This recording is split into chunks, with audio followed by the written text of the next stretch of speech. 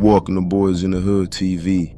Today we're going to be discussing the life of Drake Loke from the 10 Trey hard time hustler Crips, who will be shot and killed by a Miller Gangster blood in 2007. Now, Carl Pickering Jr., aka Drake Loke, was born October 12, 1981 in Los Angeles, California. Drake Loke, who grew up on the west side of LA in the area controlled by the hard time hustler Crips. Now, the hard time hustler Crips are predominantly an African-American street gang, which falls under the hustler Crip umbrella. They consist of 3 cliques, the 10 Foes, the 10 Treys, and the 7-8s and the 88s, which are located on the east side. Now, many of the hard time hustlers' enemies include the Avenue Pyrus, Main Street, the Mad Swans, the Miller Gangster Bloods, and others. Now, Drake Loke will grow up in this gang-infested area along with his siblings, who he had a very close relationship with. Now, the 90s was filled with a lot of gang violence, and Drake Loke's area was no different. Like many kids his age, the street life is hard to avoid when it's taking place directly outside your doorstep. But Drake's mother was very strict, and she stayed on him about his schoolwork and his after-school activities. Now, most of Drake Loke's homies were kids from the neighborhood who were either affiliated with gangs or were active members themselves. So it was only a matter of time before Drake Loke got caught up in the street life. And not too long after, Drake Loke would be associated with the 10 Trey hard time hustler Crips. Now, even with having these gang ties, this didn't stop Drake Loke from attending school. And by 1998, he would graduate high school. Now, Drake Loke in the streets was a known hustler, truly embodying the hustler name in hard time. Now, he was known for getting money, having nice clothes, and driving nice cars. Now, although he was a hustler at heart, he wasn't someone that would tolerate disrespect. And at around this same time, the hard time hustler Crips were into it with different hoods.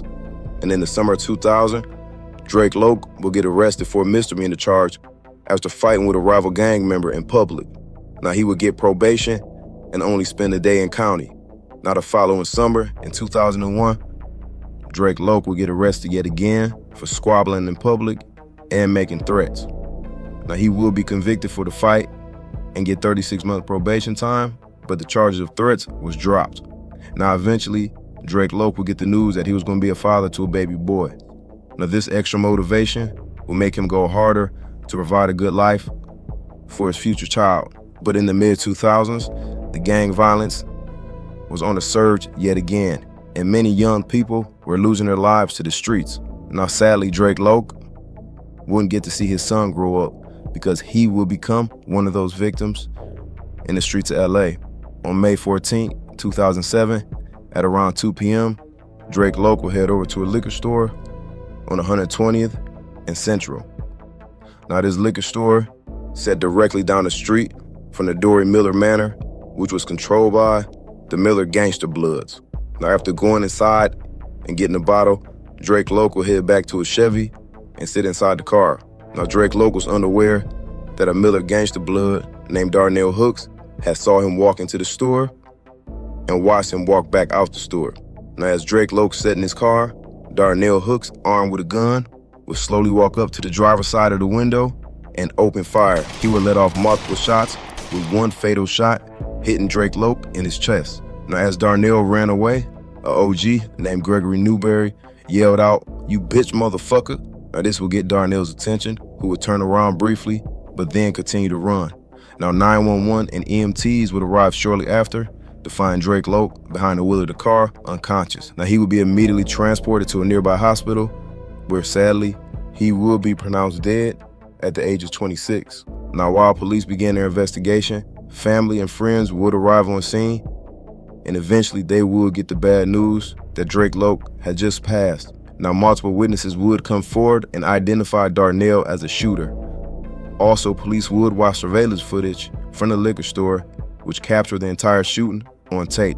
Now, only weeks later, Miller Gangster Blood, Darnell Hooks, will be seen by police in a stolen vehicle, attempted to flee back to the Miller Manor projects nearby.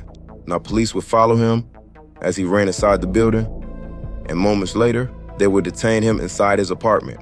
Now, officers would find a a 22 caliber revolver, which he tried to hide inside the stove, along with ammunition.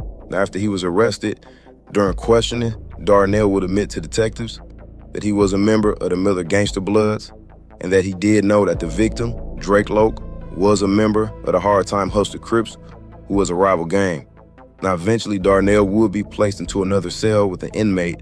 Now, unaware, his entire conversation was being recorded by detectives. Now, during this conversation, Darnell could be heard admitting to the shooting and saying that he saw the OG, Gregory Newberry, at the scene. Now, by the time his trial took place, this same audio tape will be played for the jury, along with the surveillance footage, which was captured at the time of the murder. And by the end of the trial, Darnell Hooks will be found guilty of first-degree murder, and he will be sentenced to 50 years to life in prison. I would like to thank everybody for tapping in, and I'll see y'all next time.